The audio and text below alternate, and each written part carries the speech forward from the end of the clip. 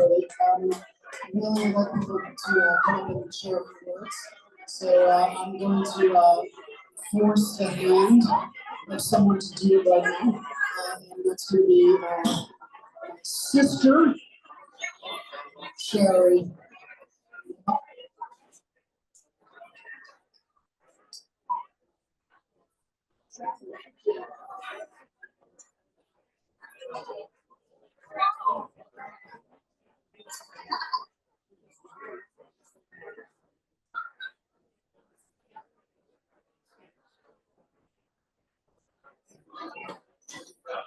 Hi, everyone. I'm only going first because my brother Adam has asked me to go first. For those of you who don't know me, my name is Sherry, and Cy was my biological father.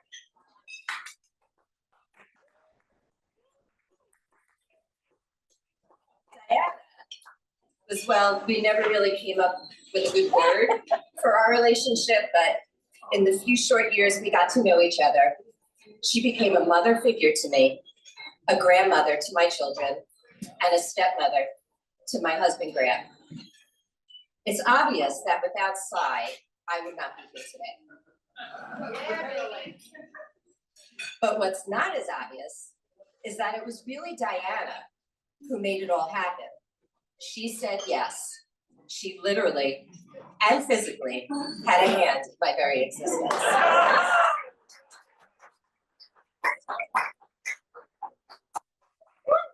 You see, there's a story that was told amongst the Wiener family over the years, and that story finally became known as the Beach Nut Baby Jar story. For those of you who are familiar with the story, forgive me, and for those of you who aren't, I will do my best to do an elevator pitch of what happened that night during the summer of 1963. So you can better understand the love, the gratitude, and the appreciation I have for Diana. It was a few years into Cy's OBGYN private practice. Cy, Diana, Eric, and Cheryl were living in Brooklyn. He was no longer a resident to famously and frequently give sperm donations to one of the first pilot programs in the United States for couples challenged by infertility. It was a Saturday night in the summer of 1963, and Cy and Diana were about to go out on the town. They were headed into Manhattan for dinner and a show when they got a call from Dr. Arthur Square.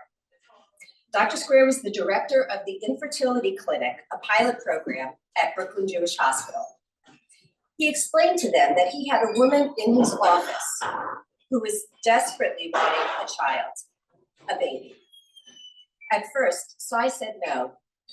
He had his own practice now, and he didn't do this anymore. He didn't donate anymore. But after Arthur's request to hand the phone over to Diana, she said yes.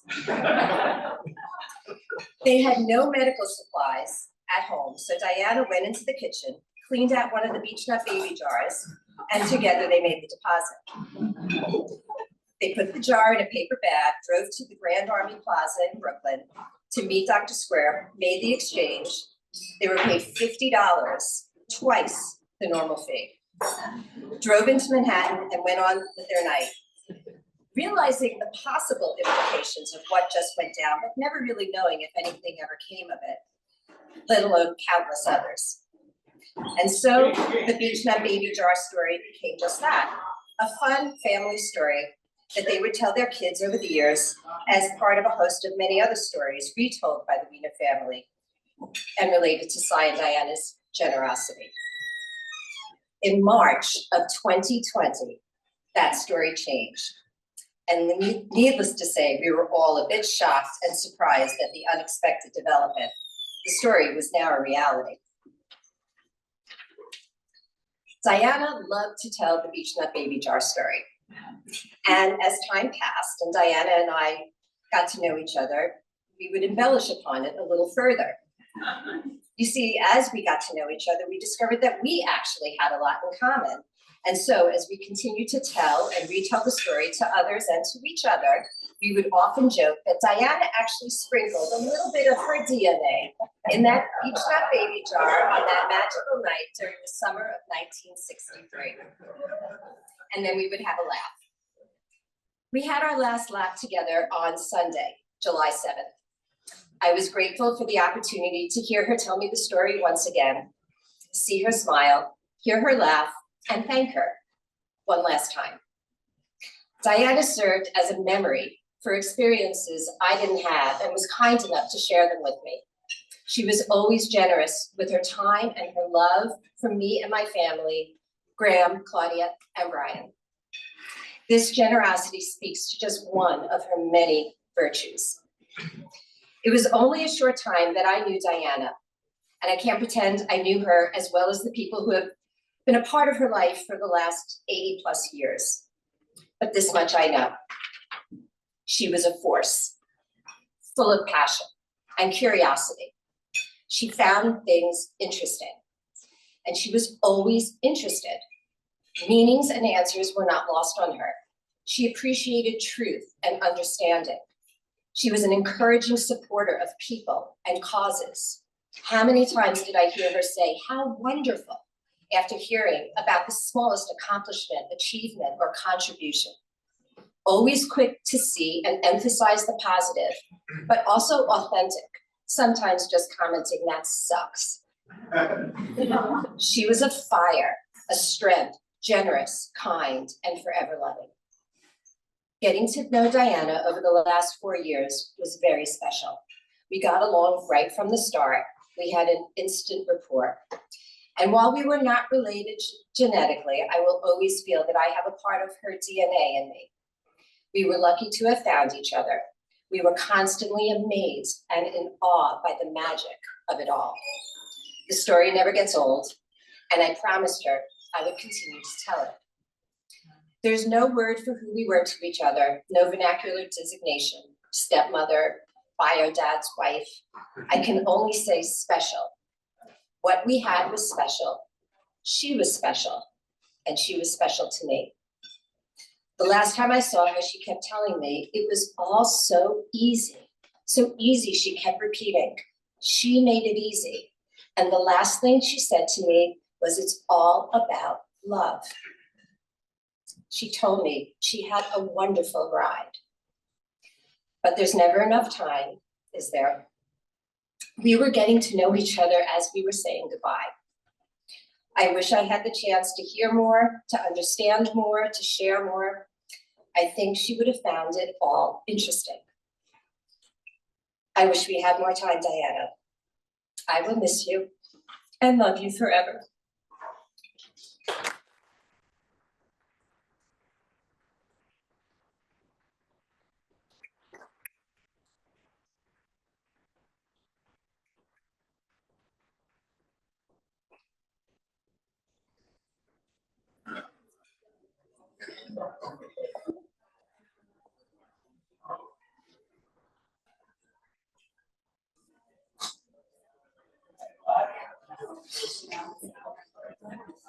That was Mom.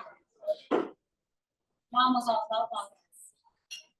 It was never something, we were never taught that it was something that was final. We were always told the more you give, the more you get. The story Shari told was, dinner party fodder growing up. We never were shocked. Me and my siblings grew up knowing my father did this.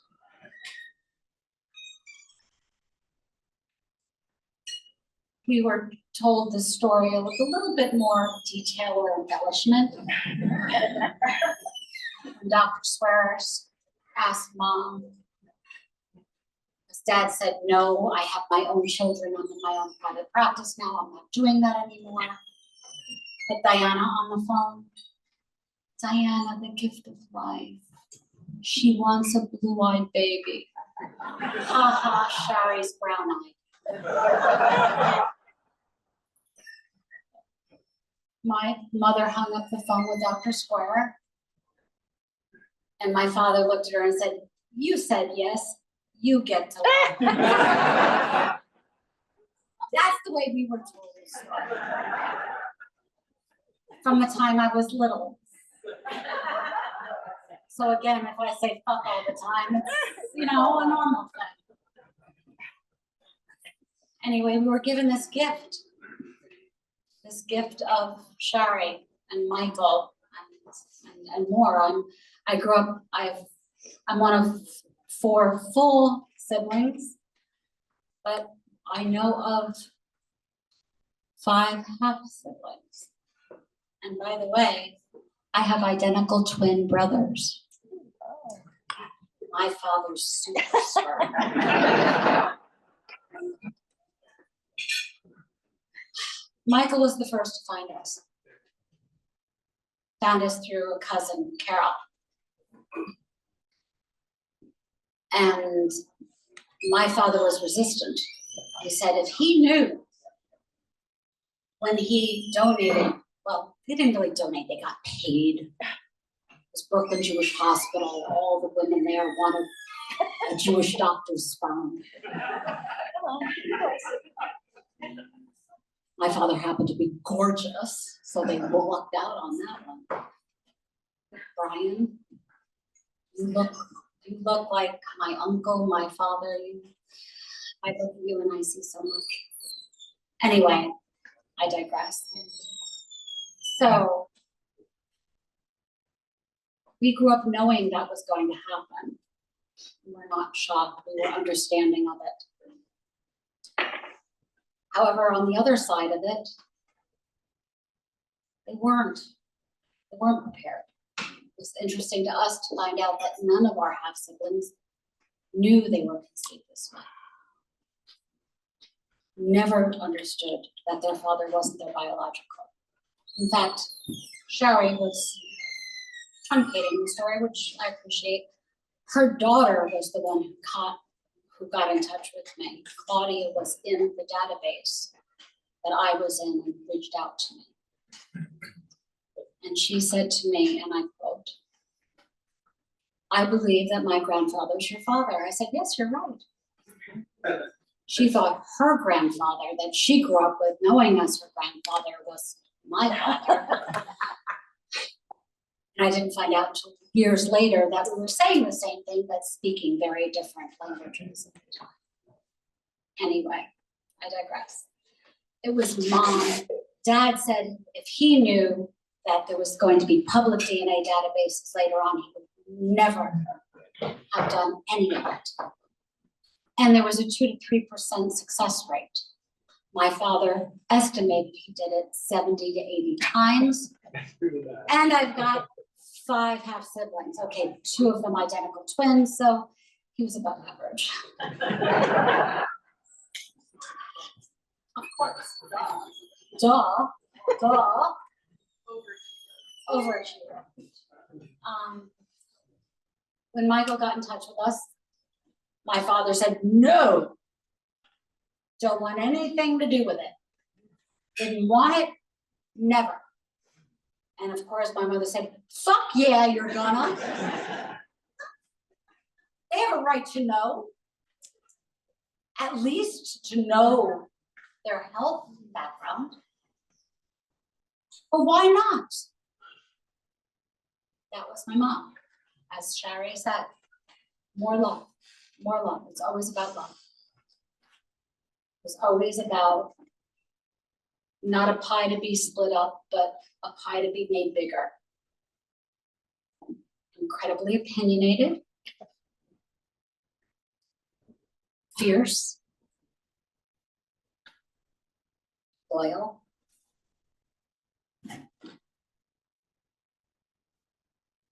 an advocate for broken people. She was the whole package. She taught me very young and all of us that we grew up with privilege. And you know what that meant? We give back. We have an obligation. We are to lift all. So that was Mom. Who's next?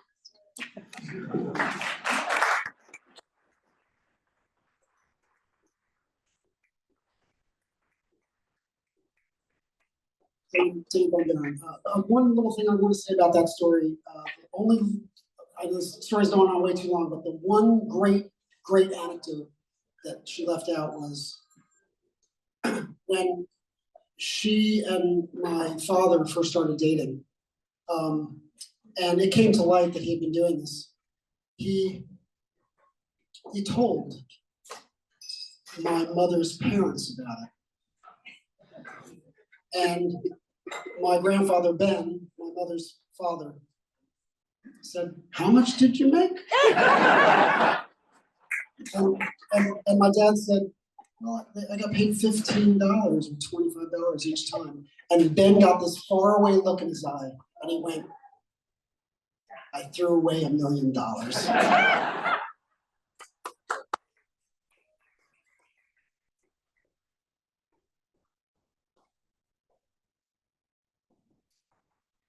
I'm Stan Von Baron, and Diana Wiener was my mother also. I wanted to follow up on something Sherry said about Diana being a force, and also what Cheryl said about her dad having super sperm.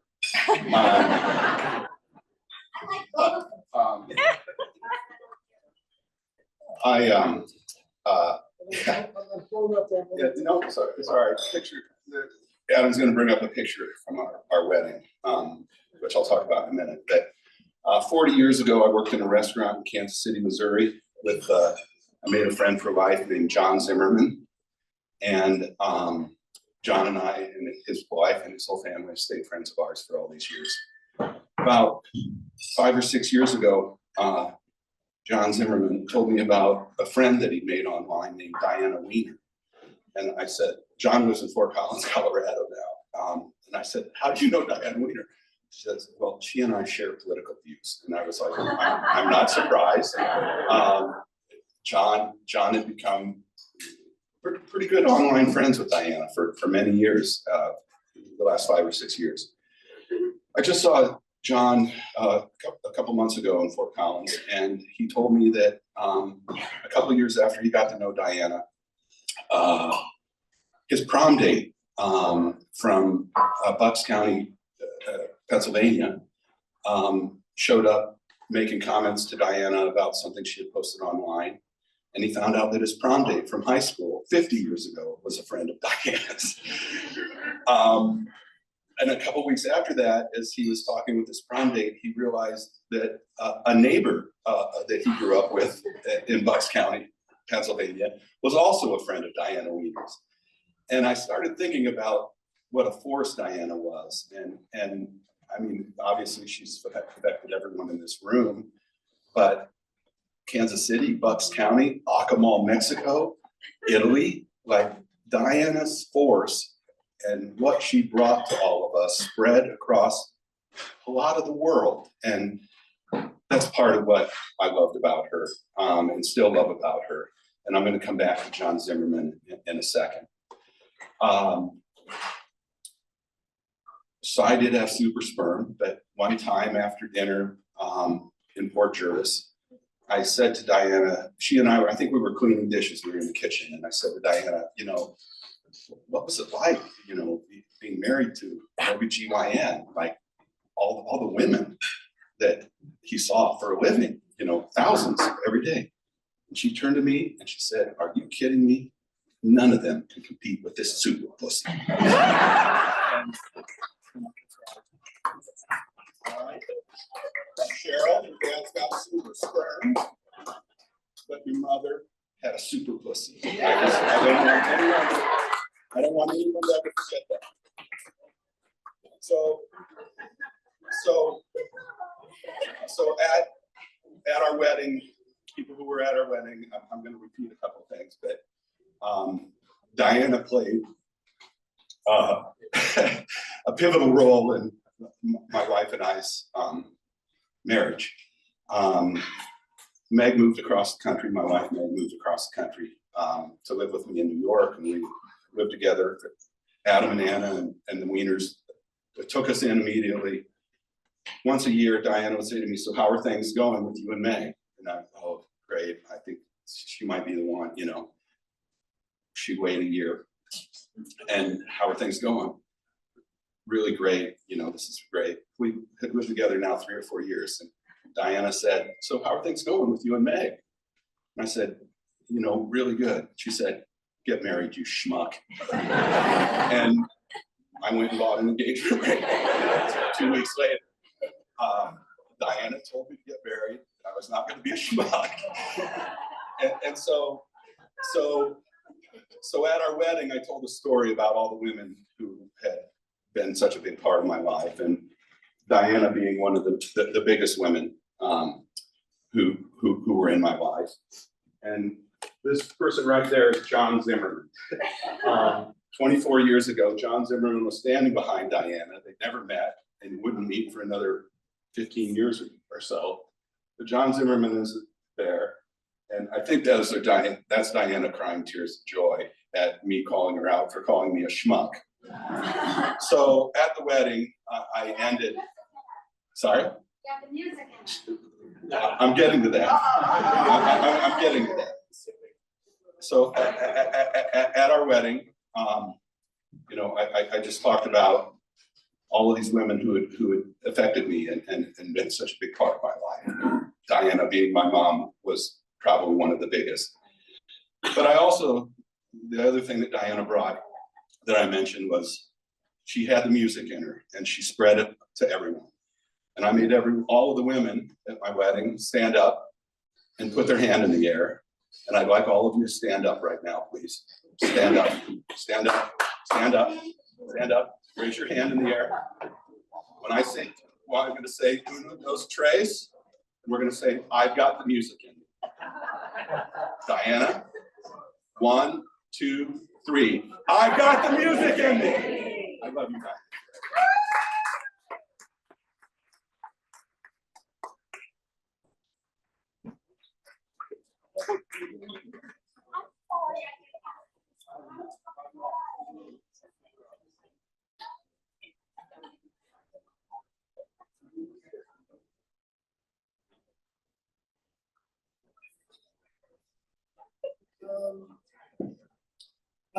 I do. You want to say a few words? Come on up.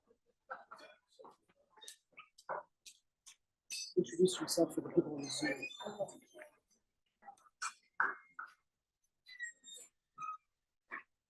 Hi, everybody. Most of you don't know who I am. My name is Debbie, and I was the babysitter for Cheryl and Eric when they lived in Brooklyn. I go back to the Wiener family many years. I was a young teenager when Cy and Diana bought the house down the street from where I was growing up. And being the kid that I was, in those days it was safe to go knock on somebody's door, and I did, and I said, "Hi, I'm Debbie. I live down the street. I'm a babysitter, and I know you have kids." So Diana and Cy, being the people that they were going out almost every Saturday night, and guess who took care of the kids? Shortly thereafter, the bump grew, and Adam came along.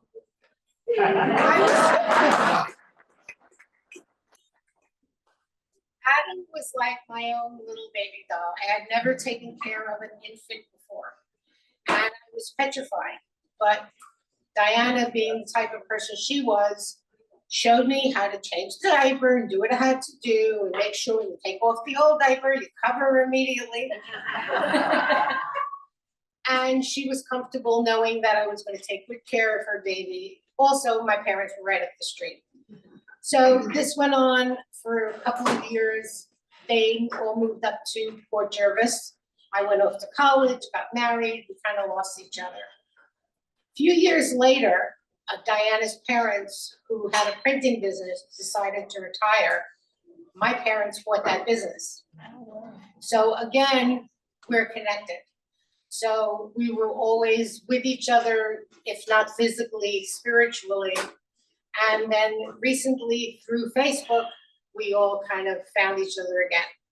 So I actually met Joellen maybe 5 or 6 years ago for the first time. But I always felt that the Wiener kids, as I call them, were like my kids. Diana was only 10 years older than me, so she was more of a big sister to me. Being a young teenager at the time, she would advise me. We talked about music and the Beatles. She bought me Beatle albums. She taught me about boys and dating and what to do and what not to do and not, don't let them do whatever. So she really was a big sister to me. Being the older of my siblings, I didn't have a big sister until she came along. And in more recent years, living in the city, Diana, I live in northern Bergen County.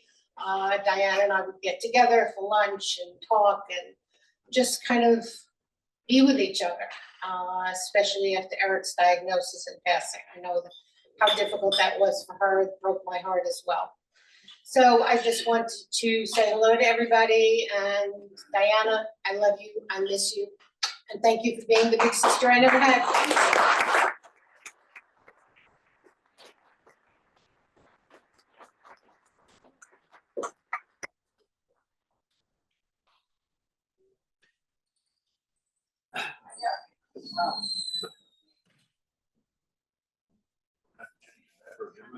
Yeah, I'm gonna need a little help in a bit.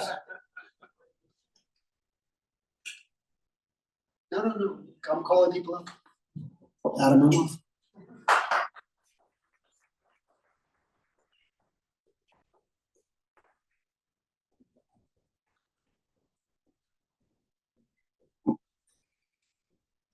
One of God's astonishing creatures, glistening and gleaming eyes, instantaneous intelligence, instinctive intuition, wicked wit and wisdom, and boundless beauty. All of that can be recalled, all of that can be returned to us by merely saying, Diana. The radiologist called me and with a kind of unexpected kindness and warmth told me that Diana had pancreatic cancer, likely inoperable. And I think he knew that she was my cousin. I think he may have met her. And just, I blurted out all about Diana and her life and Eric's loss, the ravages of the disease. And he told me about his mother who had the same. And it just shows how Diana's extraordinary nature just affects every interaction. And then I had to tell this creature who would have me at hello, whatever I decided to say. It fell to me to tell her, and I went through the whole medical lexicon, and it was all wouldn't work with her. And so I did call her, and I said, I love you, Diana. And the conversation began, and she understood.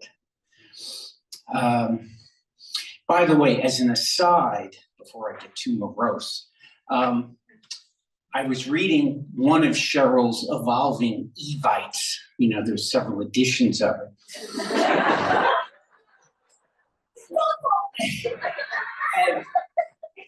and I was just, first of all, I just want to know where the hell Congress was.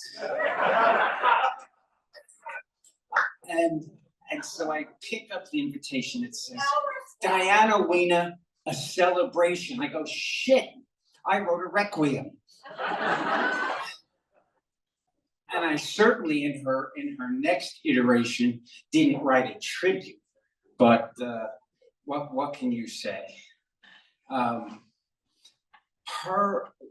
that a woman's life is defined by her man, but in speaking of Diana's life and legacy, to me, it begins with Cy walking onto the beach in Seagate, a doctor.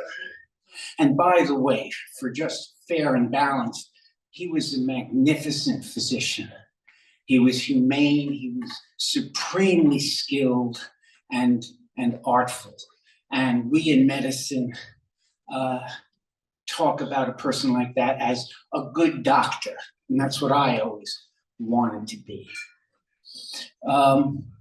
And what I saw in their life was the gods give out gifts, even extraordinary gifts, fairly often, but they don't give out generosity of spirit. And all I recall in all the life of them together, Cy and Diana, was just how giving and how open, how they made everyone feel comfortable. And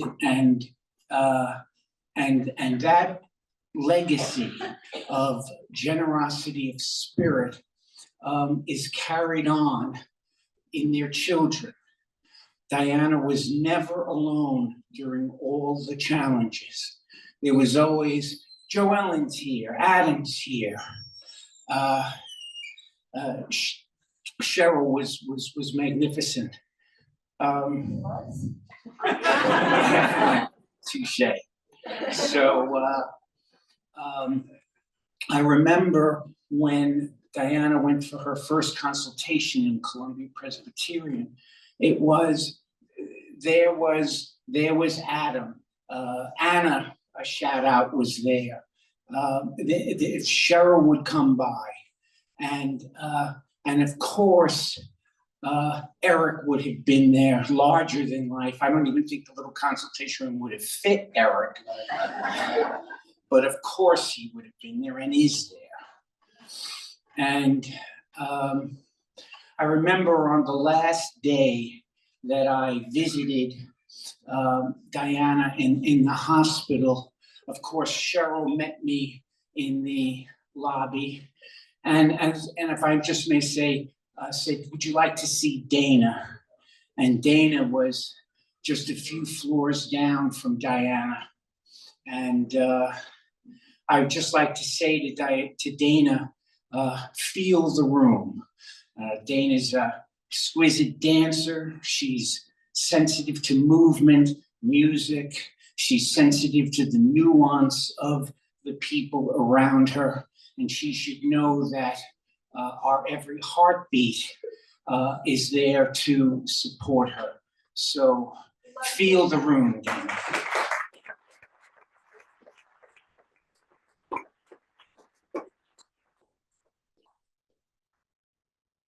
I visited Diana this last time. Her world had come a little closer to her. She's lying on her side. And I lean over and she says, this sucks. But I did, I put my cheek next to hers, entered her world, and she said, I'm gonna miss you, Adam. And I didn't have the words, I just lingered, kept my cheek next to hers, and she fell asleep. Moments later, Cheryl said to Columbia Presbyterian, I'm taking my mom home. And as befitting her mom and dad's legacy of open-heartedness and generosity, within moments, Cheryl spirited her mom home.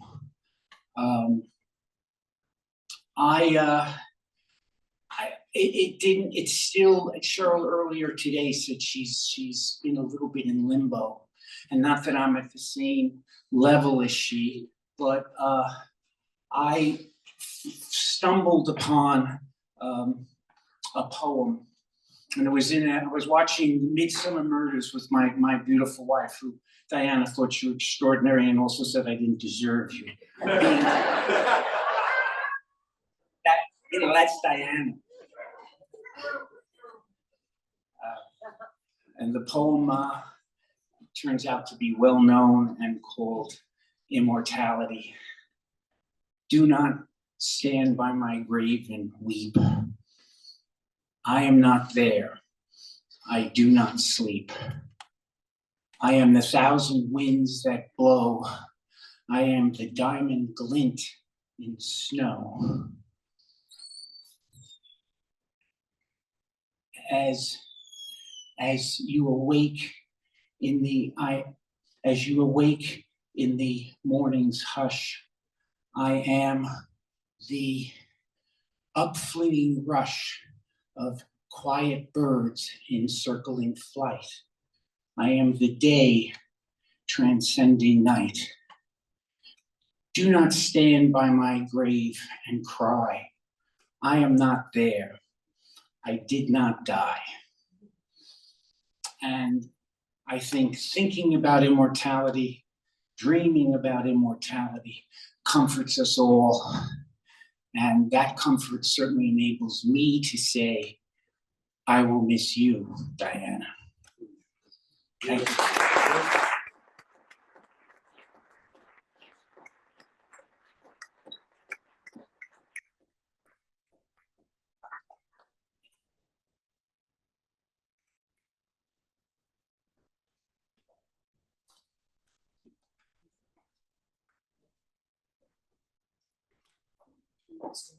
Relax.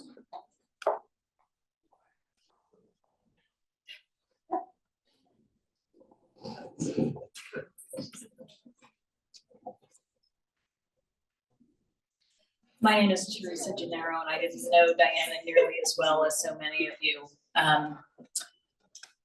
My birthday is in May and Adam's is in July, and so for a number of years, we had a combined birthday party at Belmont Park. I am part of Adam's horse racing crew, and that's where I first got to know her, and the words force and fierce seemed to be so apt to describe the person that she was. She was often the life of our parties. She remembered all of my family members' names from year to year. And I felt like even though we didn't spend that much time together, she became a friend. But I felt like I got to know Diana best through the essay that she wrote, I believe, during the pandemic about the abortion that she had in the 60s. 10 years earlier. 2014. The abortion that she had in the 60s.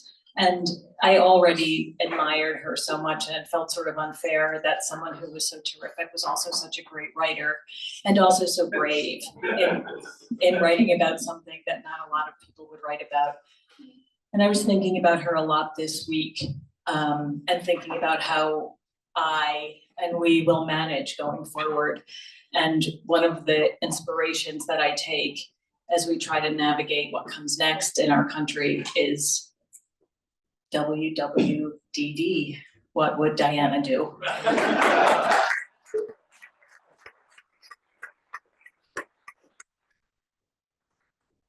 And that's what will keep me going.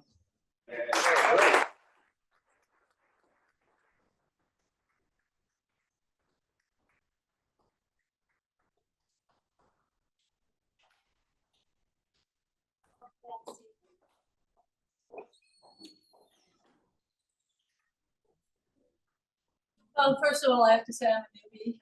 We only knew them for, I don't know, 20 years, maybe 25 years.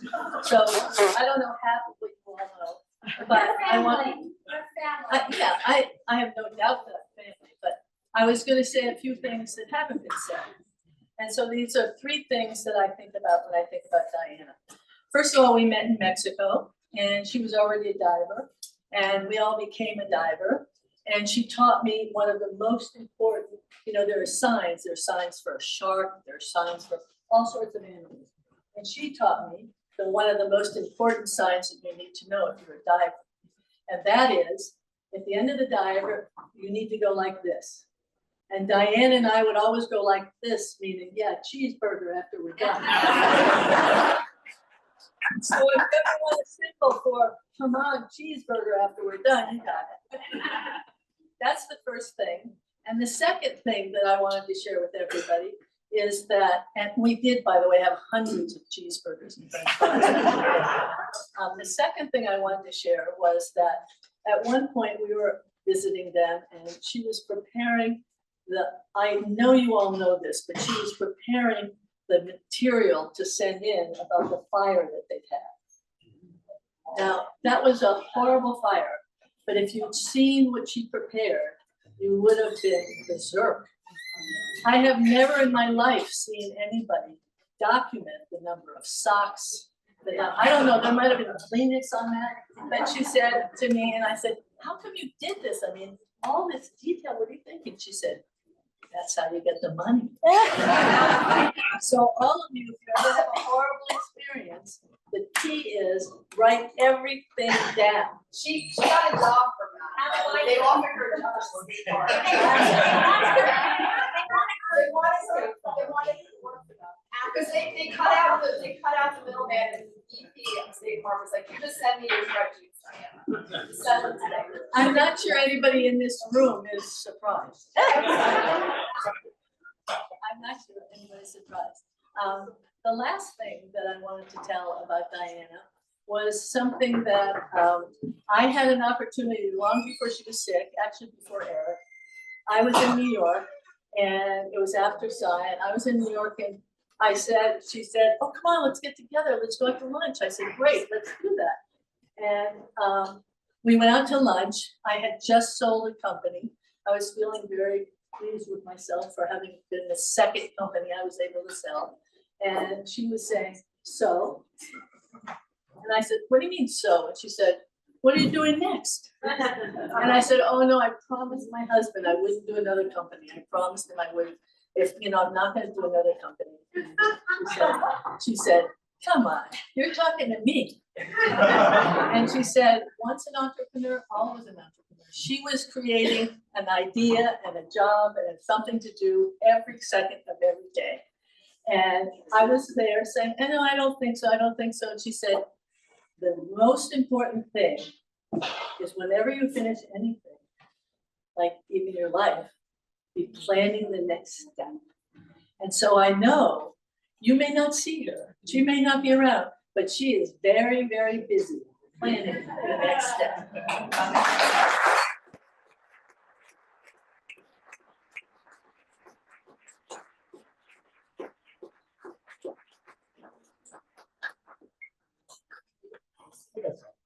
All right, Peter, I need you. I have to shut, you have to shrink. Appreciate it. Hi, I'm Vincent O'Brien. Closer? Is that better? Okay. I'm Vincent O'Brien, and I'm married to Tony Ryder, who many of you know, and of course know Diana and Cy and their family for a long time. In the last 10 years or so, Diana started writing a family history. And she and I used to talk about it a lot. And in fact, probably all of you have some parts or all of it, perhaps. So I brought just two small excerpts from it because to me, this is Diana's voice, that you hear the author talking about her great-grandmother and her grandmother and her mother. The author's voice is Diana's voice, talking about very essential things. And so please bear with me. It's not all of these pages. I just have a lot of reference notes. I don't know why. I was an English major. So you probably all know that she wrote this book, and it's about Fanny Fried and her family's immigration experience from Budapest in the Austro-Hungarian Empire in 1892 or thereabouts, and what happened to that family and how this family is really here. There's just two short excerpts I'd like to share because they speak to me from Diana. It's not all of this, don't worry. From Diana about this moment. So this first one is from chapter 9, which is called Beginnings and Endings. And it's really about, it's set in 1902. It's 2 years after Fanny has lost a baby shortly after childbirth, all right? And I hear Diana's voice in this. She says, Sunday, May 18th, 1902 would have been Anna's second birthday. Sam, Rosa, and the children planned to visit the new primate house at Central Park Zoo, and I went to the cemetery. It was a beautiful spring day in Brooklyn. The giant sycamores along Bay Parkway full in leaf, lilac at the end of their bloom. The Culver Lane rattled overhead on the way to Coney Island. From the windows, commuters looked down upon the cemetery, but my presence attracted no attention. Sitting upon the ground, embracing Anna's headstone, I must have appeared to be just another piece of granite statuary. And that was as it should be, for here in this place I was invisible. Our spirits, an unsevered cord, connected at this place. For this loss, there was no solace or comfort to be found in the world. And I sobbed without restraint. People said the pain would ease as time goes by, but I knew they were wrong.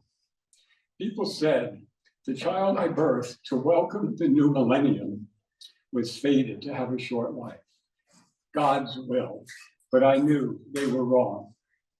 People told me that after a time I would get over the shock and grief and be my normal self again. But I knew they were wrong.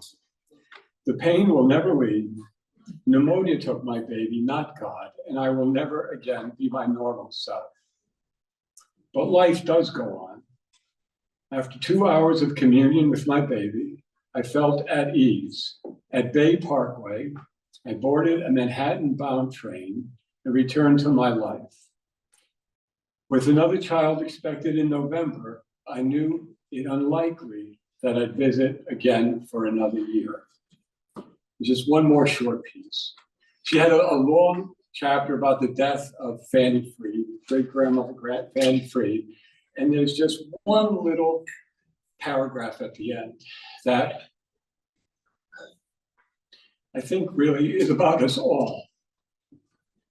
And she says this: each of us inhabited our own well of grief, yet collectively we were exhilarated, knowing we had come from this exceptional woman, wellspring, creator, protector, our mother, Fanny, and certainly our friend, Diana. Thank you.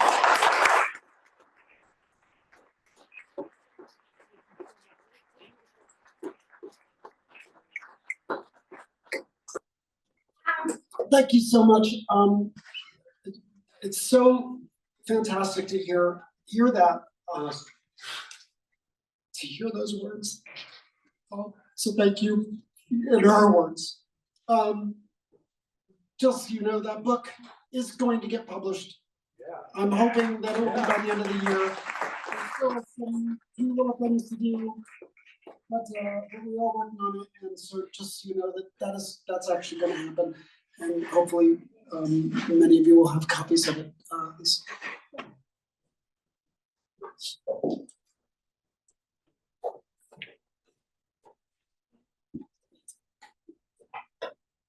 So I felt that somebody who grew up in the Wiener home had to speak. It was a crazy ride in that Wiener house. I saw things that I didn't know existed. I was like a small girl from the same town. I was from Matamoros. Joel and I grew up together. Even so, the Jewish girl made our Christmas card. That's right. I just have to do this. I feel like I need to sing. So you spoke of your sperm donation. Your mother and father had a part in an adoption in my family that I didn't know about until Joelle told me like 2 years ago. I was like, what? And I'm sure your mom has something to do with this. Your mom was like, so my brother was born in Port Jervis, New York, and my father owned a business there, and it was like a private adoption where they didn't want it all over the papers. So Diane and Cy are like, we're gonna get a family for you to go sneak him out of the hospital. Right? So my Dr. Wiener, he's in his office, a young woman comes in, young, pregnant. I can't have this baby. And he's like, I know a family that needs a baby really bad. So they called my dad and mom, and they said, well, you can't come and get the baby because no one can know. So I have no idea who your mom and dad hired or brought into the hospital, but they stuck my brother out. So if it wasn't for them, who knows what would have happened.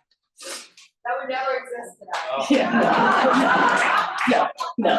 And so fast forward to me being adopted, and Di said, well, go down and stay in Bumba's home, because Bumba happened to live in the same town where my birth mother was from. And so of course, Joelle and I were like, awesome, we're gonna go find my birth mother. I'm gonna meet her for the first time. We decided to go out the night before and get completely hammered. Joellen's driving Bumba's car home. I don't know what it was, but she's puking out the side door while driving home. We like pulled into a parking lot. I'm like, how can I meet my birth mother? This is terrible. But I mean, the point of that story is, I mean, Diana Wiener always just exuded love and wanted people to be together. You know, gave her home to me and said, go stay with my mom. You know, she would get so pissed because Joelle and I went to Catholic school together. Yes, Jewish kids go to Catholic schools. Joelle was trouble just like her mom. But my father used to kick me out of the house because I wouldn't get my skirt hemmed. And so Di would call my dad and say, what the fuck are you doing? What is wrong with you? So Di and my father had a really special friendship that, I mean, to this day, until Diana passed, they shared just a love for each other. So I don't want to cry because we know Diana would be really pissed if she knew Trump won. Really fucking pissed. But it was an honor to grow up in the Wiener household. Your mom and dad have 4 amazing kids, bright, smart, talented. So thank you, Wieners.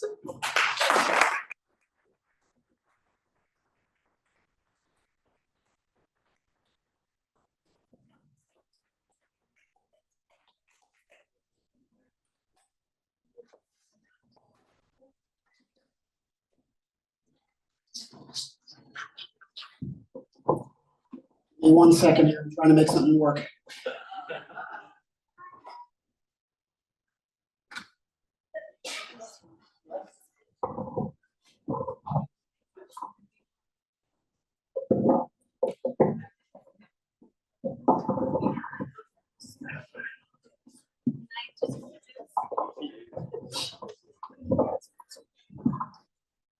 This is gonna have to go straight across the table.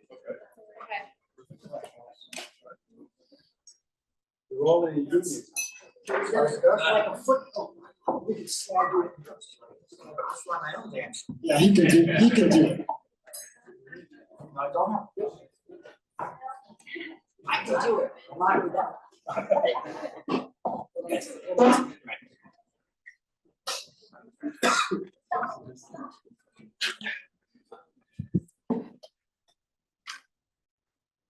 Okay, thank you. I'm sorry about this. Standing up is not my strong suit, but I get wicked good parking. Oh, that's you. I'm Neil Cantor. And funny, but Diana was also my mom. So funny how that is. There are a lot of people like that. Eric and I were best friends and brothers for 44 years. And you know, we all have to stop meeting like this because when we met like this the last time, I described Eric as epic because Eric was epic.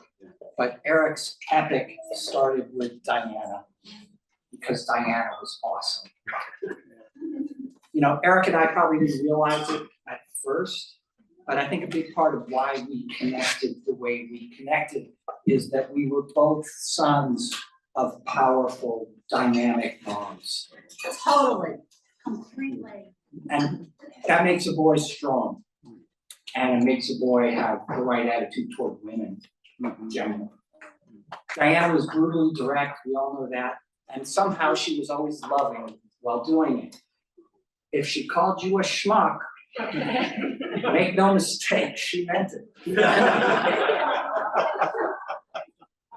She didn't suffer fools. And she didn't suffer people who fooled themselves either. But what she was really saying when she called you a schmuck was, I know you're better than that. I know you're smarter than that. And I love you enough that I'm gonna tell you so that you can do better. And if she called you brilliant, you knew she meant that too, because you knew she'd call you a schmuck if she didn't. There are a million Diana stories. I have a million of them from Hockenwald, from Montague, from Milford, from New York. They're all being told today. I'm just gonna offer one small snippet, kind of a random moment that has stuck with me for 35 years. It was probably a summer Friday in about 1990. I think she was working at Parnas in New Jersey, just across the river from New York. And she was giving Eric and me a ride back to Montague for the weekend. It was just a regular day, an ordinary drive. We're all talking, and her car phone rings. Not her mobile phone, her car phone. You know, one of those big hardwired Motorola things in a stock with a cradle. But it rings, and she picks it up, and she talks for a minute, and she turns to us with a smile, and she says, 30 years later, and he's still chomping at the bit for me.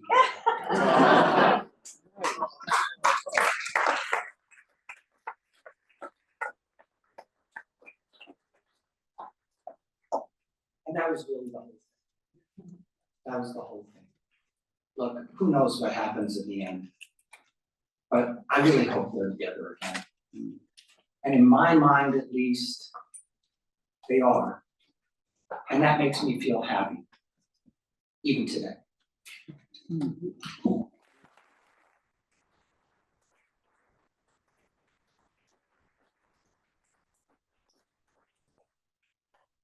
Thank you.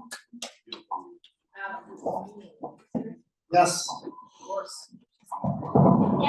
That's what this day is for.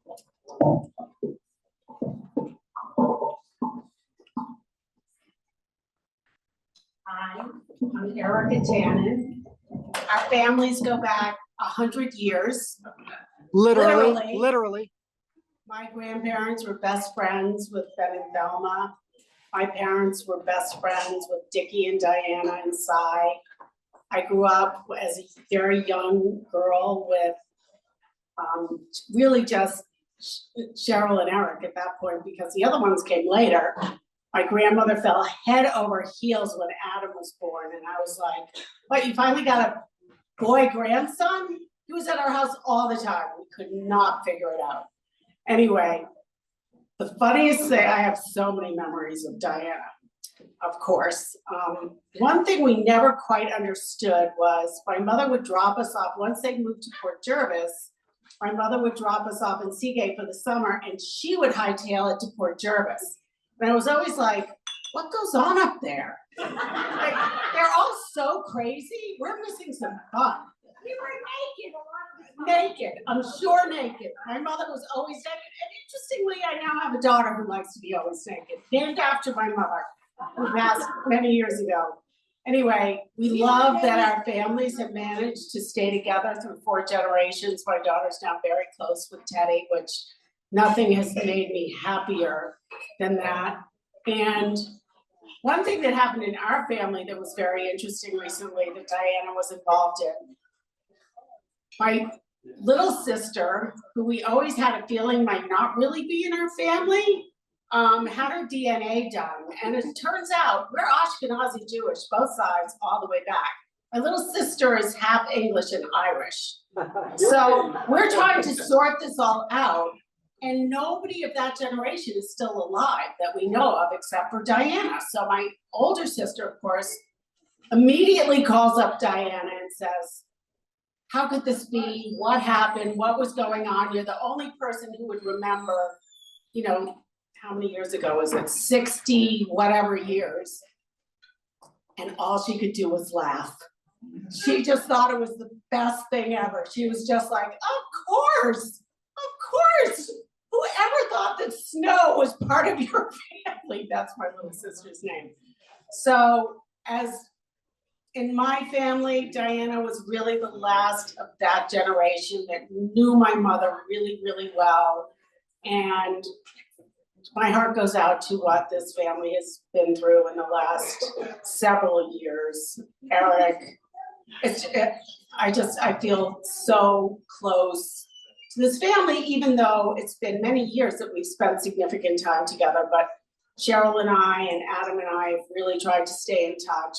And I'm just very, very thankful that I still have 100 years later, we're still related.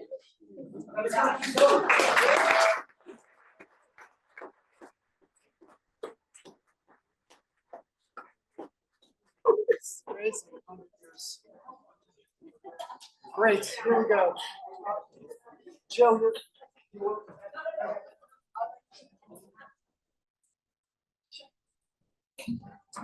Good afternoon, everyone. I'm Janice Molnar. I met Diana at the independent living facility that she and Cy moved to in May of 2018. Just a few days, give or take, before my husband and I moved in. And we were assigned to sit together at the same table of four, so we got to know each other pretty well. I have so many stories I could tell, like the rest of you, but I'm just gonna focus in on one. So walking distance, just a little ways from the 5-star facility in Yonkers, is an old-fashioned Irish steakhouse. When you go in the front door, you're faced with 2 doors, one to the restaurant, one to the bar. Now, we didn't do this a lot. In fact, probably we should have done it more often. But on occasion, after Diana and I had tucked our respective spouses into bed, we would walk down to the Riverdale Steakhouse for a nightcap or 2 or 3. And after 3, the 4th round is on the house. Okay, so, but they were small glasses, just smokers. And like I said, it didn't happen a lot. But when it did, it was magical. We talked and talked and talked, digging deep into our pasts, unpacking our understandings of what those life situations were about, both when they happened in the past and what they meant in the present. Our conversations cemented a friendship that was a gift to me of indescribable support and love. To this day, the bond that Diana and I shared sustains me, and I believe it will in the future as well.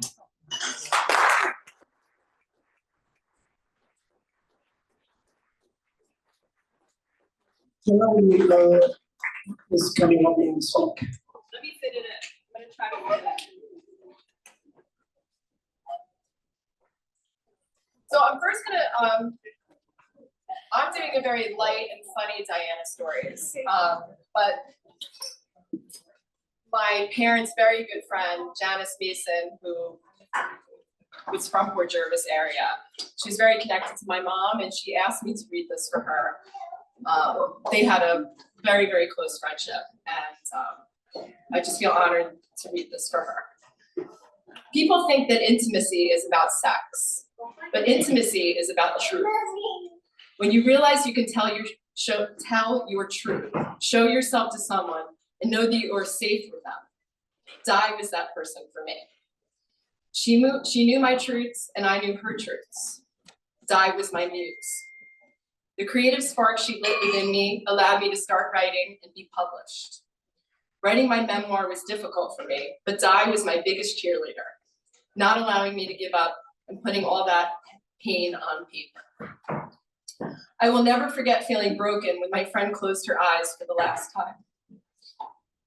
The phone calls days or many at midnight were forever over. Never to hear that voice again was unbearable. I wept for days. Nothing loved is ever lost. I am better because she lived. We were created to make someone's life better, and Di did that over and over. I will close with a quote from Winnie the Pooh. If there comes a day we cannot be together, keep me in your heart. I'll stay there forever. Di is in so many hearts. Good night, my faithful friend. I love you, Jay.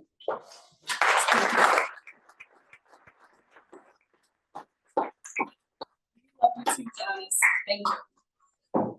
So I was trying to keep this like extremely light because I thought we have a lot of really funny stories about Diana, and there's a plethora of them, and it was hard for me to choose a lot of them, but I'm gonna try to keep it slightly tight. We'll see. So she was a builder-upper, as we all know. She built you up, she trusted you, she empowered you. Me, maybe, I was a baby, so as we all know, I was a lot younger than everybody. And in 8th grade, she decided she was going back to work when I was in 8th grade. Okay, so how old are you in 8th grade? 13. Very good. 13 years old, she told me, I'm going back to work. I've taught you everything you should know for the rest of your life. Whether you choose to follow that, that's on you. I'll be here when you fall, but I gotta go.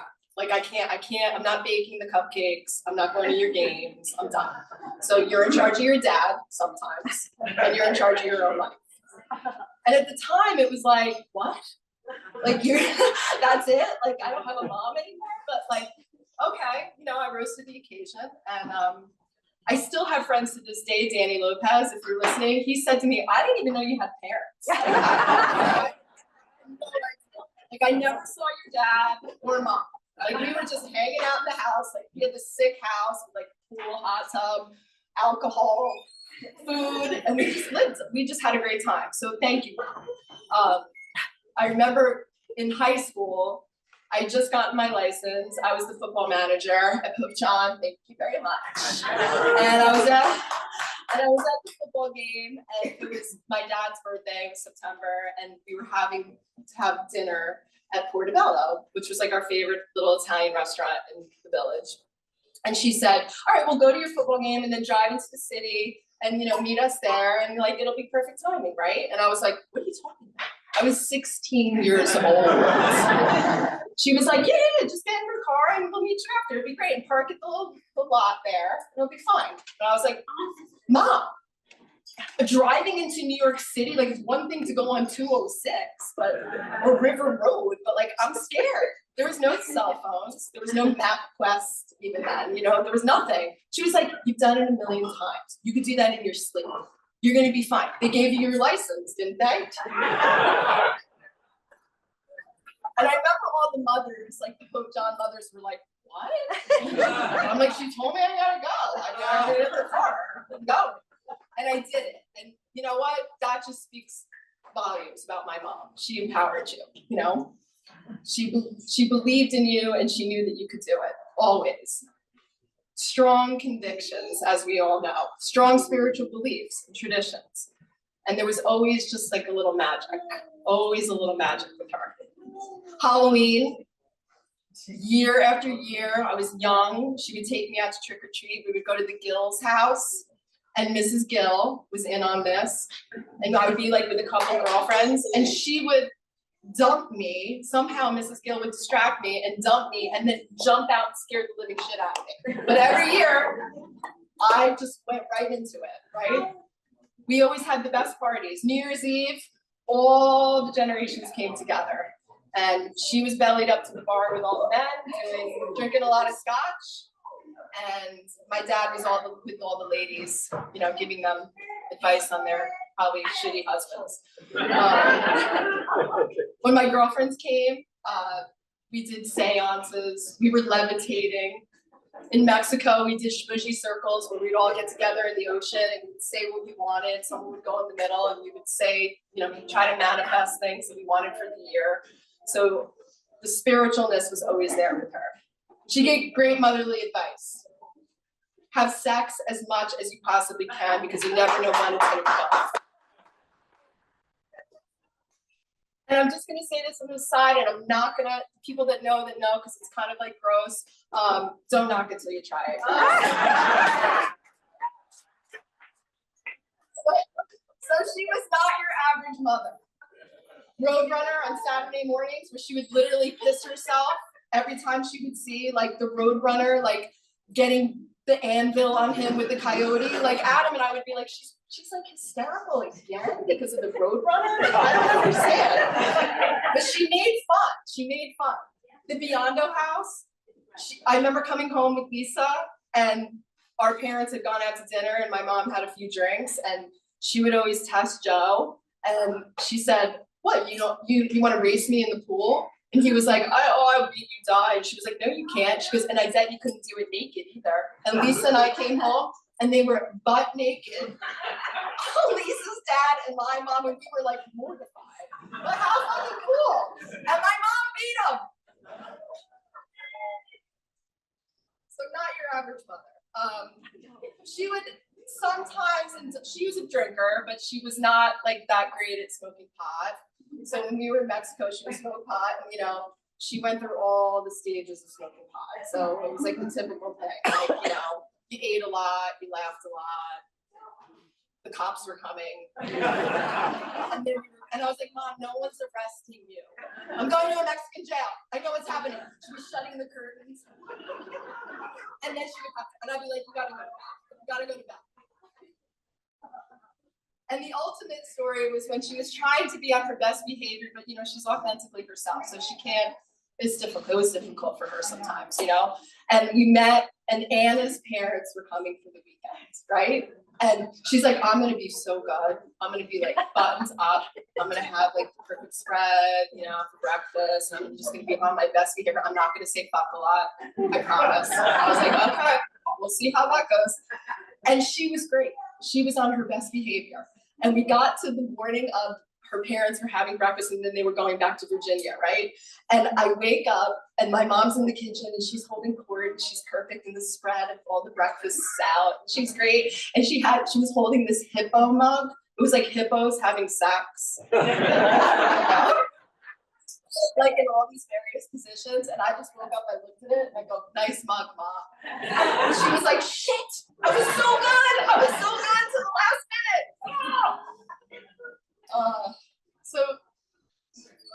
She ultimately, when she was getting older, she was always beautiful, beautiful, not just her spirit, but her beauty on the outside was amazing too. And the one thing that she always used to say was, I still got great legs. And she did, right? Right? So show your legs, Mom. And she just, do anything to make you happy. That's really just her mantra. Do anything that makes you happy. And ultimately, what she's pretty much expressed to everybody is love is always the answer, right? So if you feel it in your heart, do it. You love your Mom.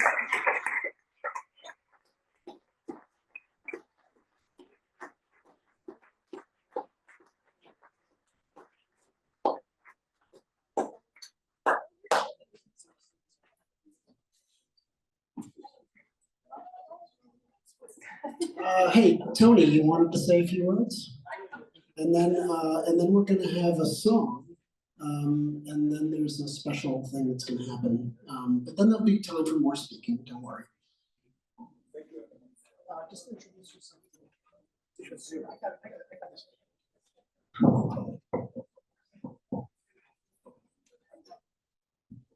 Hi, Wieners. My name is Anthony Palazzo. I'm Italian. Grew up with the Wieners. Moved to Port Jervis in 1969. We hated the Port Jervis, Eric and I. And is Mary here? Where's Mary? I can't see her. Where's Mary? Okay, all right. Eric loved me. Okay. All right. Just one English. Standing here because I thought Mrs. Wiener, I call her Diana, I didn't know her like that. Mrs. Wiener would say, get up there, Palazzo, I'll be close. So I'm up here. And I wanted to tell you that, so my dad had 11 sisters, and then Christmas would come, and my mother would say, where do you want to go? This place was Aunt so. I want to go to the Wieners. What? I want to go to the Wieners for Christmas. They're Jewish people. I want to go to the Wieners for Christmas. So we went to the Wieners for Christmas all the time. And I grew up with them, and your brother loves you guys very much, Joel, Adam, Cheryl. Now, by the way, if you talk to Eric, he says, my sister. You think he had one sister? Because, who do you think was my sister? That one. Then you go, my sister.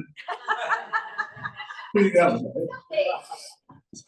So I knew immediately who he was talking about. My first girlfriend, right? Boyfriend, girlfriend. So we held hands. We held hands in 5th grade. Come on, we held hands in 5th grade. You did, you were so nice. You were so nice. I didn't deserve that. My father told Palazzo, you're an idiot. Now, think Neil, you said something funny about Mrs. Wiener saying, you know, she's so suffering fools. The last time I saw Dr. Wiener, Mrs. Wiener, we were sitting there and we're talking and they were asking what I was doing. I was teaching a little bit. And Dr. Wiener's like, oh, it's so nice, you know, you like to help people and stuff like that. And Mrs. Wiener goes, what? He don't like anybody. What's wrong with you? He likes a couple people, they're cool, nobody else. And Dr. Wiener, and Dr. Wiener was, what? I have so many recollections of Dr. Wiener, most of them were like, Tara. There weren't Diana inside, it was Dr. Wiener and Mrs. Wiener, right? And Dr. Wiener, and my father was like, 82nd airborne guy, he was a dry cleaner. And but they loved each other so much. And I remember so many times, my father laughing. One time walking back and it was me, Adam, my dad, Dr. Wiener, and I walked back and my father's just cracking up. And I'm like, damn, it's so funny. He goes, Simon, Adam wants some ice cream inside, I want to give it to him. And I'm like, and so we're laughing about this. My father had this funny sense of humor that he very rarely laughed so much. And the four of them together was a dynamic. It was very, it was interesting, really funny, really funny. I'll tell you a couple other things. So one time, Eric and I go, there's a Seagate, what's this place called Seagate? It's like a community, right? Well, they stole my car there, right? So me and Eric are there, the car gets stolen. So I'm like, what are we gonna do? So Eric said, we gotta call our parents. Okay. So Eric gets on first, he calls, he's gonna call his dad. But it's not his dad, what do you think it is? Right? And I'm like, oh, Eric's face is like terror, right? And I go, okay, what'd she say? You don't want to know. Okay. So he says, well, he goes, call your dad. And my dad gets on the phone, he says, and all of a sudden, I said, I can't talk to my dad. Eric, please talk to my dad, Eric. So Eric gets on the phone, and all of a sudden, she knows Eric has this laugh. Well, you're laughing at me, man. He goes, I told your dad that you stole the car. He said, how you getting home? Good question. So he gets, walked. From Seagate to Fort Jervis, we hitchhiked. We hitchhiked all the way home to Seagate. We hitchhiked to Seagate. Dr. Wiener said, no way. Mrs. Wiener's like, no way. And my father says, forget my father. So, my friend Eric loves his family so much, and we would talk about you all the time. And my recollections of Adam was he just ran around a lot, and cute kid. And there's so many things I'm listening to and I didn't know because I mean I was growing up with them. I didn't know all the family lineage. You people had a lot of sex. Yeah, it's good. Why did we never had? That never happened. We used to hold hands right. I got you an ID bracelet. You did buy me a present, right? I got you, it was the thing at the time. In the 1970s, that was the thing. But he dropped me. Well, No, quickly, because I was straight your parents. Because I was so young, and you dropped me for another Jewish couple. You were well built. That's great. You know? Yeah. Well, really well built. Like, wow.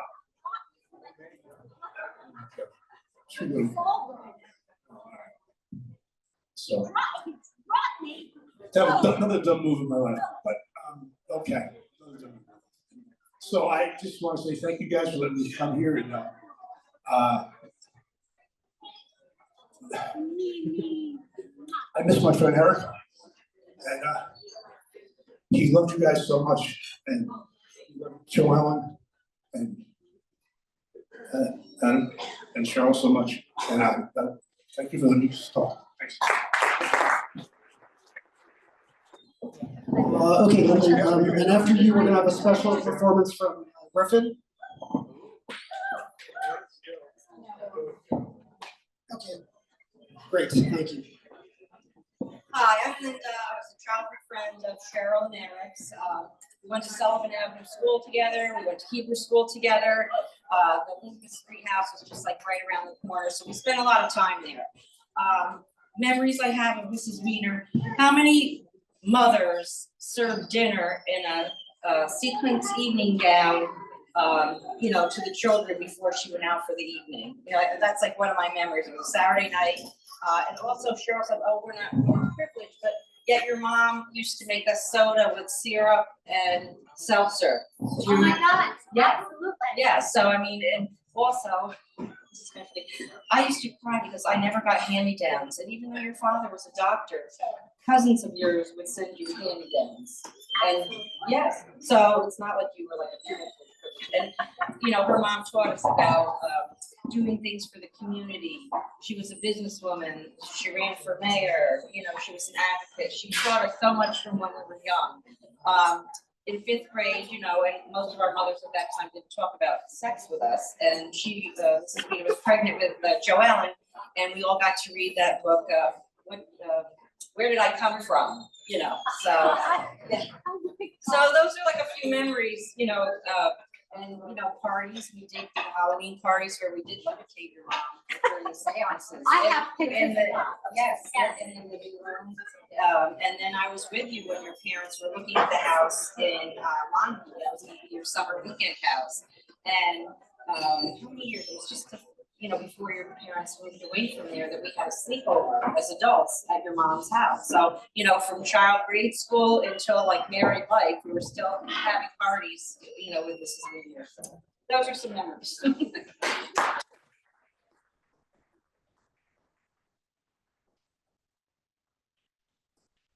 Linda and I were in kindergarten together. Okay, we moved up to Port Jervis when I was 6. We went to Temple Bethel kindergarten, and we were together ever since. 20, 30, 50 years, 60. Oh my God, no, 50 something years ago, anyway. Mimi. Again, the best thing in the entire world is grandchildren. Look at him. Oh, he's looking away now. Now he's saying something. So next, anybody else would like to say something? Bill, come on up. So Mom made quite a life for herself, as you heard from Janice when she was at 5-star. And then she moved to 57th Street. And she was called for jury duty. And she was like, I'm not fucking getting to know anybody. I don't care. And of course, she was juror number 1, so she became a 4-person. I'm so sorry. Anyway, we now have amazing family members in Bill, Mitch, and Jim. There's Jim. That's okay. Well, that was the first thing to what I was going to say. Diana and I were the first 2 impaneled on this jury, and it was a murder trial. So we knew we were in for the long haul. And when she was voir dired, she stood up and said, "Hi, my name is Diana Wiener. I'm an activist, an advocate, a writer, and a Coney Island babe." And I said, I have got to get to know this woman. I was born in Brooklyn. My wife was born in Brooklyn, lived in Bensonhurst till she became a Manhattanite. We visit her mother, who's in long-term care in Coney Island every weekend. We'll be there tomorrow.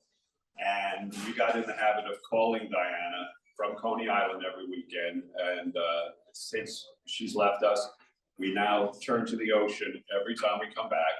And we blow a kiss for Diana out over the ocean. And I will be doing that for the rest of my life.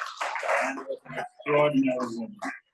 And it was so funny because as Cheryl pointed out, she was the 4-person, and if anybody was built for that job, it was her. This is a murder trial, and the defendant had to be this big. I mean, an enormous man. We were more scared of Diana than the defendant. She scared the shit out of us, you know. But she kept us in order. We deliberated for 3 days after 5+ weeks of endless. There's no witnesses. A party of 50 in the projects, no witnesses. So it's all forensic, and it's being repeated ad infinitum. And every day we'd be doing this, you know. But Diana didn't run around, focus. You know, we have a job here, you know. And we spent 3 days deliberating. We did not take this callously.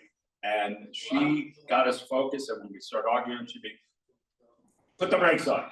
Let's get back on topic. And And she was just extraordinary. And for the only 2 years we got to know her, we all say, Jim and Mitch and myself say, we feel gypped. You've all known her for so long. We only knew her for the last 2 years of her life, but we'll be forever grateful that we got that gift before she had said goodbye. And she introduced us to Nocello, the restaurant in Midtown. I lived just blocks away from her, and I would go visit her. My wife and I would go see her in the apartment she moved to 156. And we went to Patsy's a lot. In 2 years, we probably had 40 martinis together. She had switched from Scotch apparently, because that's what I know her as, the martini girl. And we just laughed and laughed and laughed, and I will hold her in my heart for the rest of my days. And I do know she's still here with us. So thank you for letting me know.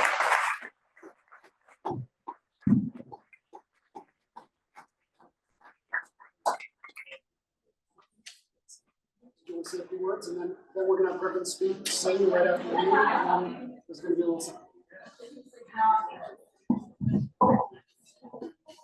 Hello, my name's Nick.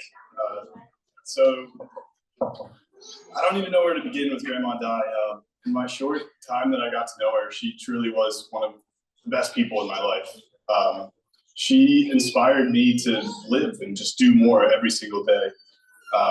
I had my first Nathan hot dog with her when I learned about the whole the mermaid parade in Coney Island and all the history of Coney Island. It really she was just the best storyteller that I have ever met. Really inspired me to live my life to the fullest. You know, I remember the first story that I ever heard was her first job that she was doing. She was working for a record label where she would bring money from the record label down to like the mobsters hanging out. And it was like, this is the coolest old woman I've ever met in my life. And I truly love Grandma Di. She, I don't know, inspired me to be the person that I am today and to live life to the fullest. This is for you, Grandma Di. I love you. Thank you. I just want to say, Nick, she loved you, and she talked about you a lot, and she loved your spirit and your just everything about you, your excitement for life, and so it resonated with her. Well,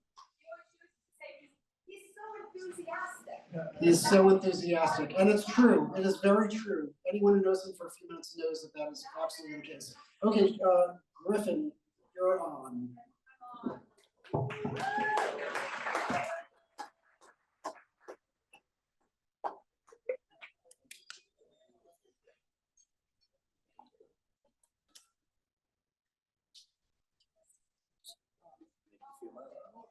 So again, there's going to be just a couple songs here, and then there's going to be a little thing we just want to share with everybody, and then we'll have more time for people to share their thoughts. And again, I really encourage everyone to speak up. This is exactly what she wanted. Just exactly.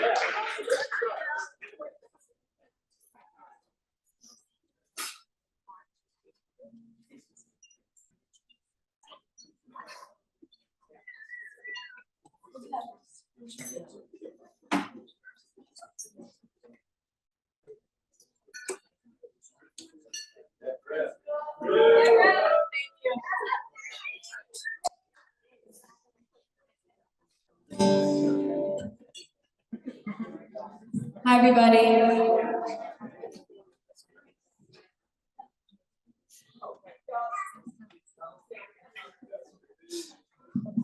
We argue. We're arguing, sorry guys. We love each other though. So I'm gonna do a song. It's called Make You Feel My Love, but I'm gonna do the Adele version of it. It's a little more my style. I think a theme of the day is that Grandma was just all about love, and that's really all that matters. It's the last thing that she said to me before I said goodbye, so the song resonates with me, so I just have to do it, so I hope she's listening. She is, I know she is.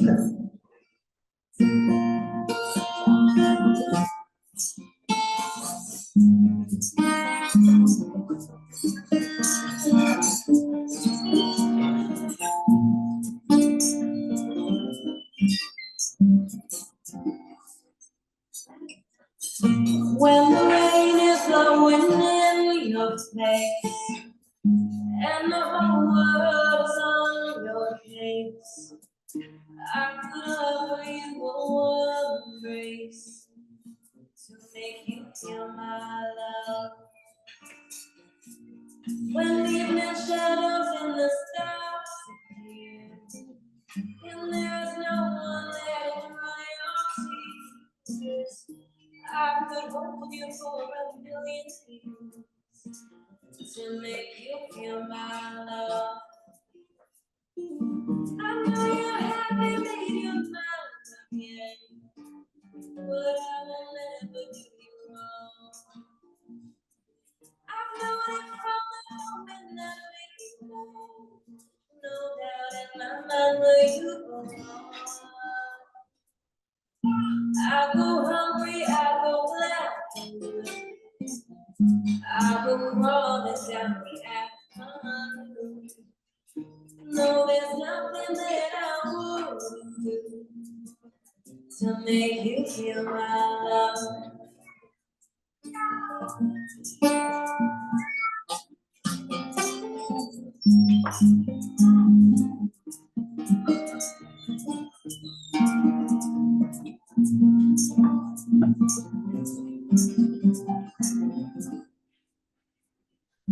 The storm raging on the rolling sea, and on the highway of regret. The winds of change are blowing around me. No one like you has seen the air. Make you happy, make your dreams come true. There's nothing that I won't do. Go to the ends of the earth for you, to make you feel my love, to make you feel my love.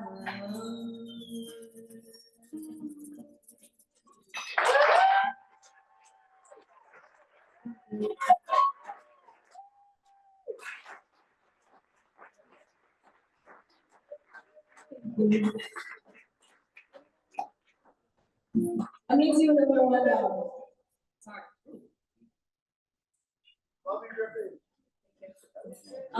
Yeah, so this is me at my first chorus concert. It was my first solo I got ever, and I was so happy about it. And I told Grandma, I was like, I got a solo. I'm so excited. And she was like, what song are you doing? And I said, Edelweiss. And she was like, you're doing Edelweiss? No. And I was like, of course. So I'm gonna be singing that today. Yeah, it's important. There's a little caveat to that story. So after she did it, she nailed it. Grandma Di looks over and goes, "You raised such a good Goyala." She did say that. We'll do that. Yes.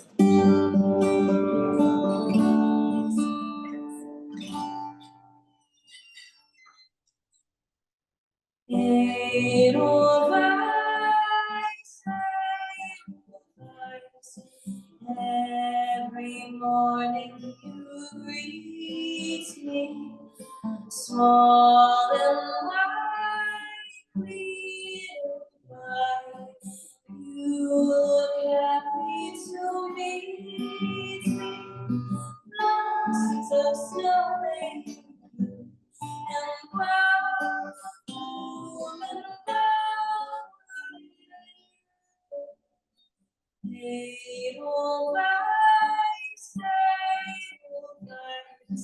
bless my home and forever. Snowing and clouds,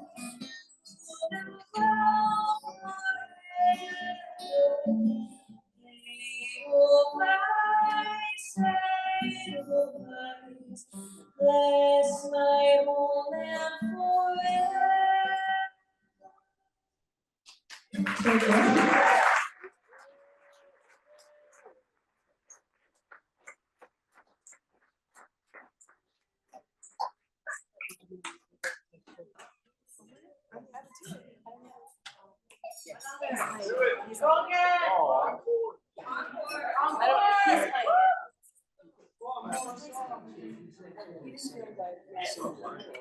I'm not sure which of these are working. And I've had enough wine and I'm finished.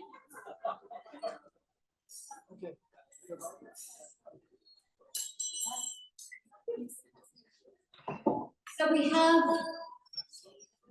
in the spirit of my mom, Diana would want us to celebrate. We have a couple of things to celebrate. Besides her life, which I think a lot of people have said, all the things that have meant, and others who can't say it, but their presence here has shown it. What she meant to you. And I can say that we all are connected. We're all family here. We're just all family. So we have two family members who have special, really, really special birthdays. Okay, Nick, where are you? Nick and Jonathan. We have Nick today. Nick.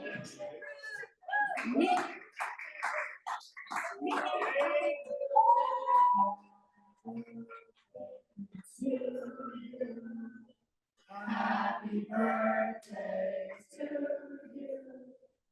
Happy birthday, dear. Happy birthday to you.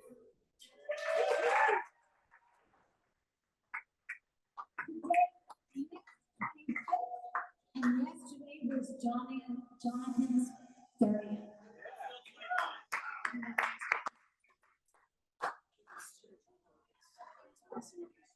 So today is Nick's 25th, and yesterday was Jonathan's 30th.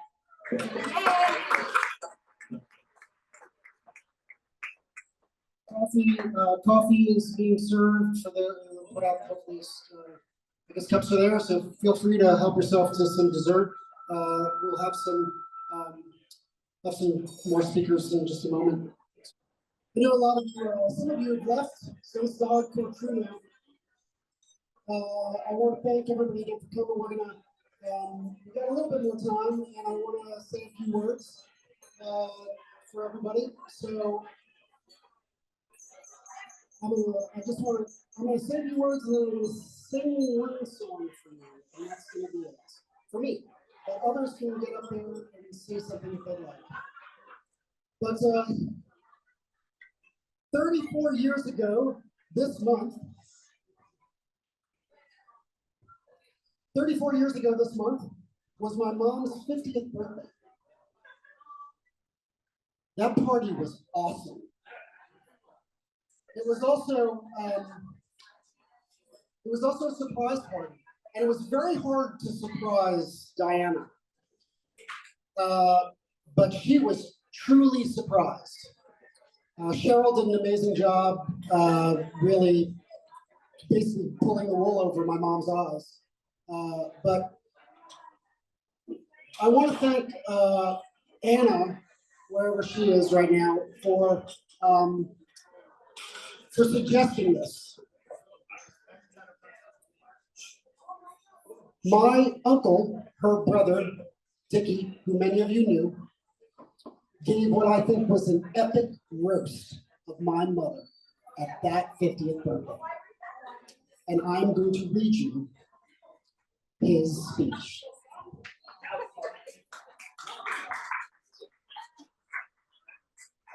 Diana is very delicate, which you can tell, by the way. She only eats cabbage, tomato paste, garlic, and chocolate.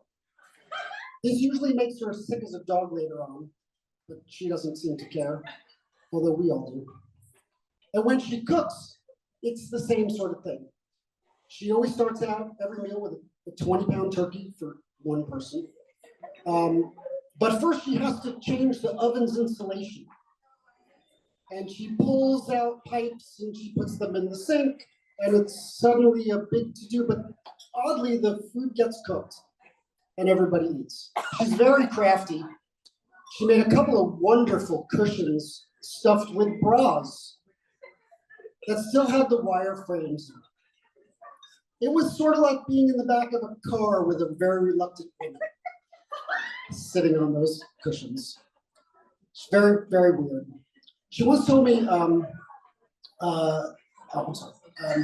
she loves color, beauty, warmth, softness. You can tell from our house, everything is white. It's exactly the color of underwear. Not quite white.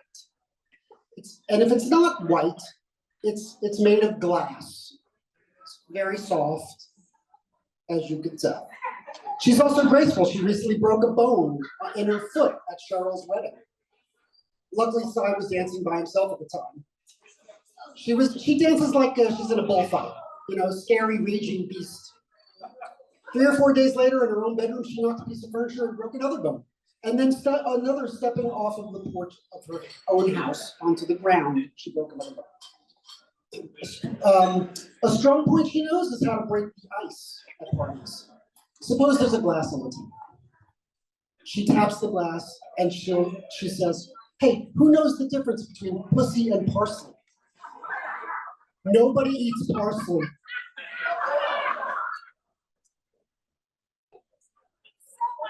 She's a jack of all trades, Diana. You should see her give Casey, our dog, his medicine in the morning. Pill in one hand. She cranks open his jaw with the other, and she shoves that pill all the way down to his bowels. Part of her nursing school learned TLC, I'm sure. I think she majored in triage. She has promised to look after us in the last moments, which means she's going to pull the plug. But she's never been very good with electricity, so there's a chance we'll all get electrocuted. I can always know I can depend on her for advice and help. Although the advice is always the same. Her advice is always simply this: stop picking your nose, get the fuck up off your ass and do something.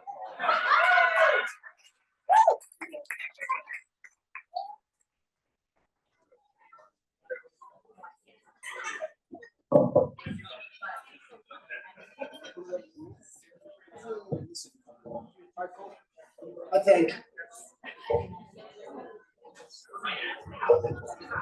I'd like to thank Will Hoppy for singing a few songs. I'd also like to thank him for teaching me my first chords on guitar. He taught me how to play Ziggy Stardust. He taught me how to play some Neil Young. He taught me how to do this.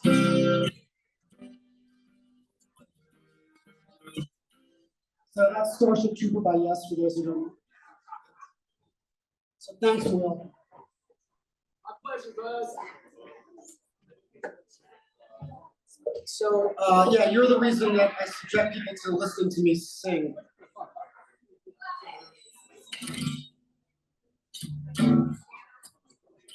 I'm gonna murder a songwriter, like absolutely murder it.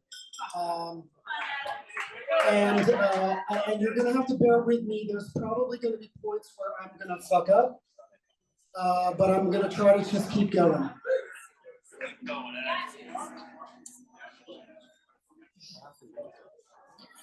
This one goes out to my mom and dad, and my regrets to Cole Porter for what I'm about to do to I Concentrate on You, their song.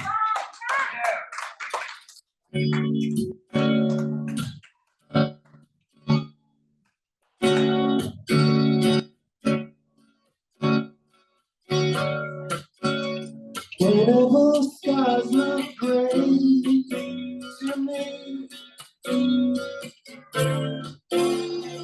trouble begins to pain. Whenever the winter winds become too strong, I concentrate on you.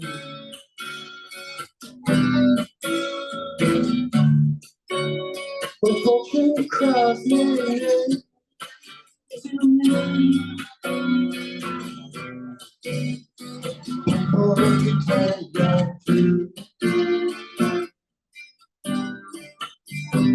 Whenever the blues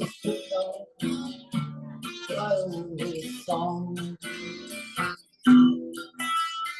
Concentrate on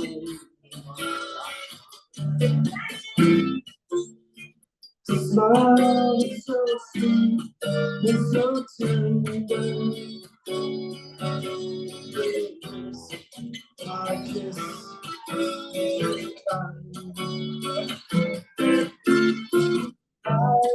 in your eyes when you surrender.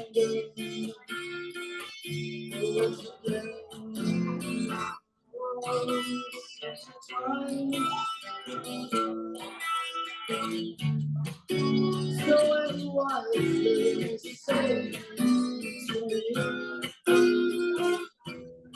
love's one dream never comes true.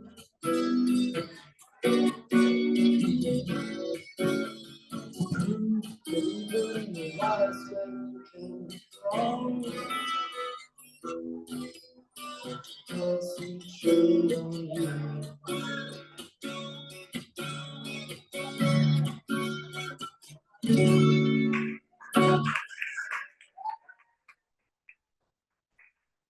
I use my Z status right in there, text it out.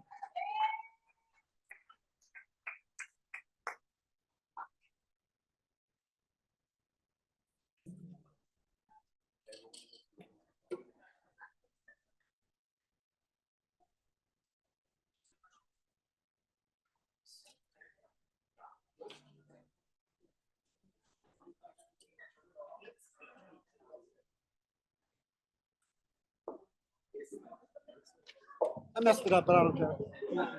Today has truly been a celebration, and I want to thank everyone for coming from all corners so far and so meaningfully. We're family, thanks to the love of Diana. And that's all I got to say.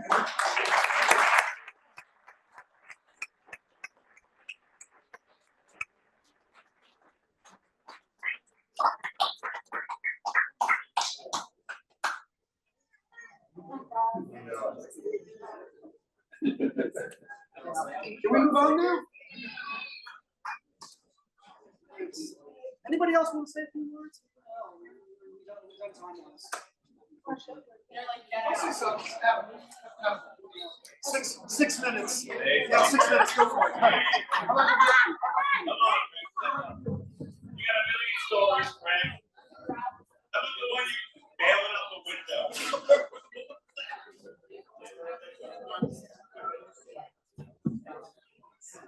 This is part of the Wiener family from Memphis, Tennessee.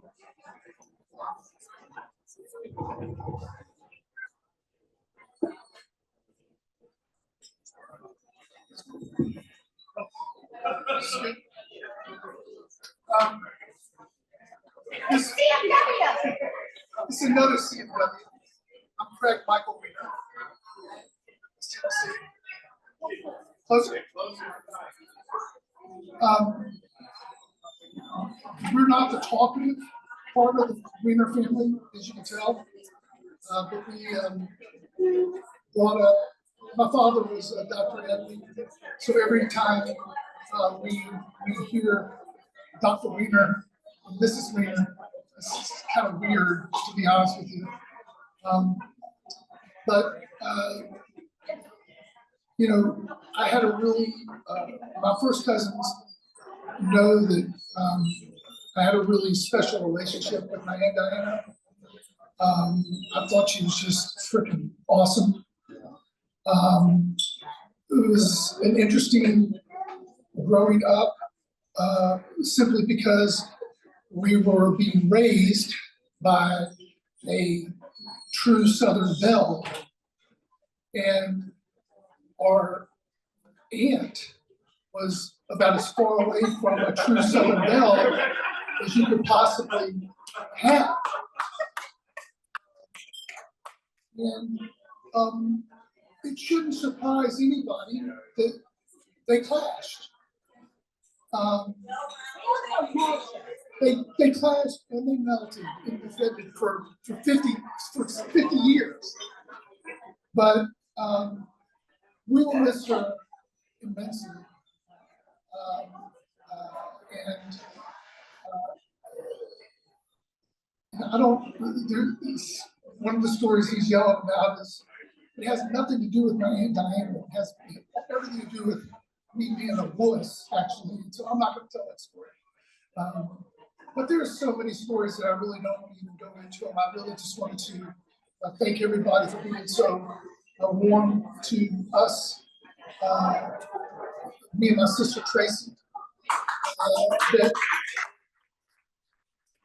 I'm sure is shocked that I got up here because I'm the last person to do this. But thank you for being so warm to us, as you always are, and hopefully we can all get together more often in situations that were not called for because of sadness. And I've actually, some of my line binders, I've given my card out and said, hey, look, you guys want to come down to Memphis? Graham, you know, my new cousins. But here's to your time, and we'll miss her very, very much. And thank you guys for having us up here.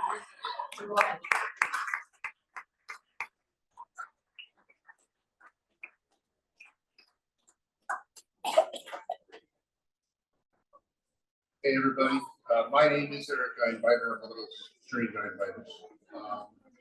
So Diana had obviously a very special place for everybody here, and I just want to drop a couple of little memories. You know, the talk about the super pussy owner kind of brought back a memory. You know, you heard me.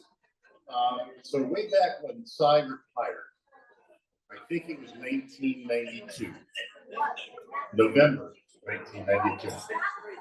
And there was a big dinner, big party, or lunch at the Calderon in Portuguese, or just Portuguese. Anyway, they had people from his entire career, people that he had delivered, people that he affected, and I was born in '64, and he delivered me. And he had delivered both my nephews, or my niece, my nephew, prior to his retirement. And we're sitting at a table in this restaurant, and it's me and my mother and Diana and probably 5 or 6 women who I didn't know that he had delivered babies for. And Diana looks around, and or maybe she came over to the table at this point. She says to my ex-wife who's there, "Yours is the only pussy he hasn't seen yet." Now, I thought it was an invitation, but nothing ever happened. But that was Diana. She just said it like it is. She had me come up a lot of summers to hang out with Eric and Adam and the girls. Joellen was too little, really, just JoJo. But they had me riding their little mini bikes, and I had never ridden much more than a tricycle, so you know, putting me on a mini bike was probably dangerous. But we did that, and then Eric and Adam had me jumping off of banisters, I believe, in Port, if I'm not mistaken. I sprained my wrist and had to go to the emergency room. But this was the atmosphere, you know. It was always the place to be. The swimming in the pool, you know, nude swimming in the pool, skinny dipping. I was always a little embarrassed. I had a favorite cousin who I had a crush on, happens to be holding me right now. And I was always nervous that if I took my clothes off, it might be a little embarrassing. So I think I was 10, right? We're not talking about the 16-year-old. Anyway, The house was the funnest place to be, and after I lost my folks in 2007, my very difficult year, Diana became my de facto mom, and always was there. We spoke often and frequently over the last couple of years during Eric's, after his diagnosis and his battling, and then during hers and after. And I was fortunate enough, thanks to Cheryl, to be able to be with her the day before she passed away. And that was a blessing that she gave me again, and spent about an hour with me, just really being there with me. And it was wonderful. So anyway, I just wanted to say thanks for letting me talk, and love, Diana.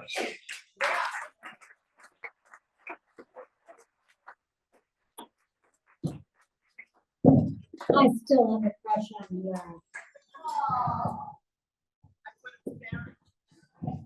Barry.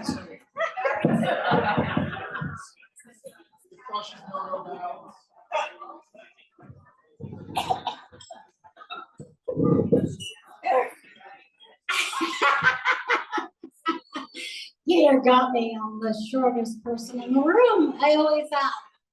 Again, thank you so much.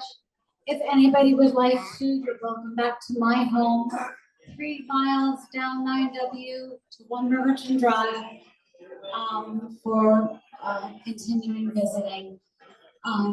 Again, thank you everyone for being here. And now we can move on with Diana and Cy in our hearts. Thank you.